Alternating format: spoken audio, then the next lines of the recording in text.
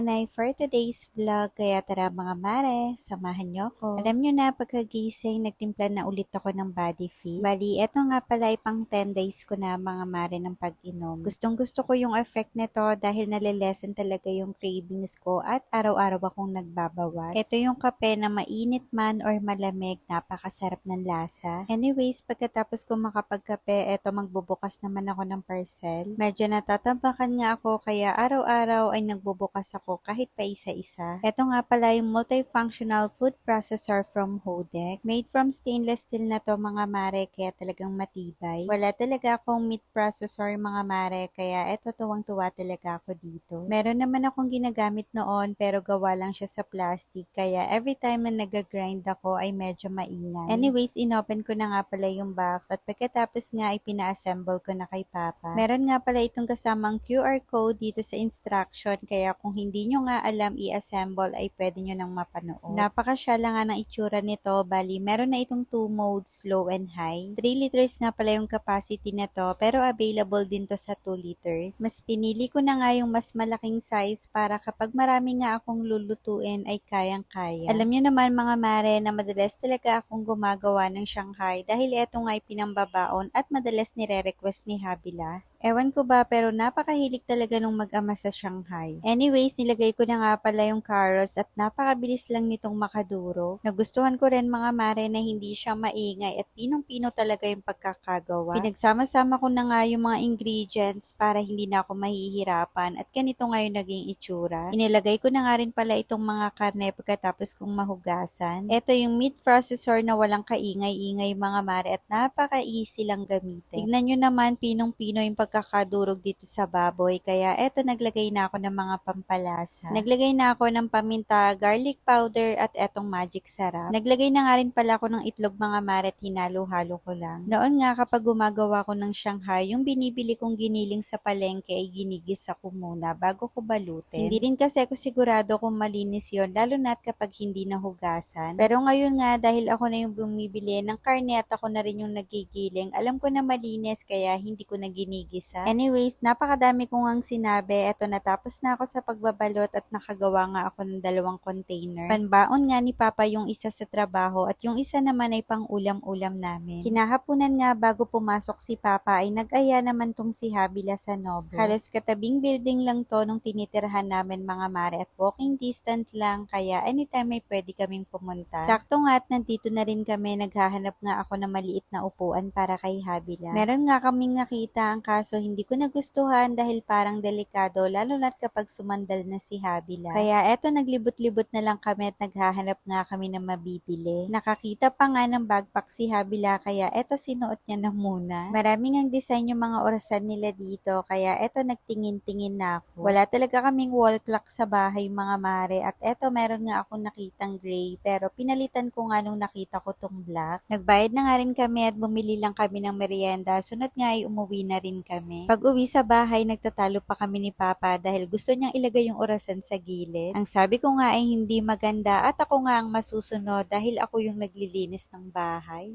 Char. Pero tinanggal ko nga yung orasan at nilagay ko sa iba. Anyways, nakatulog na nga rin itong si Habila kaya yun na lang muna for today's vlog.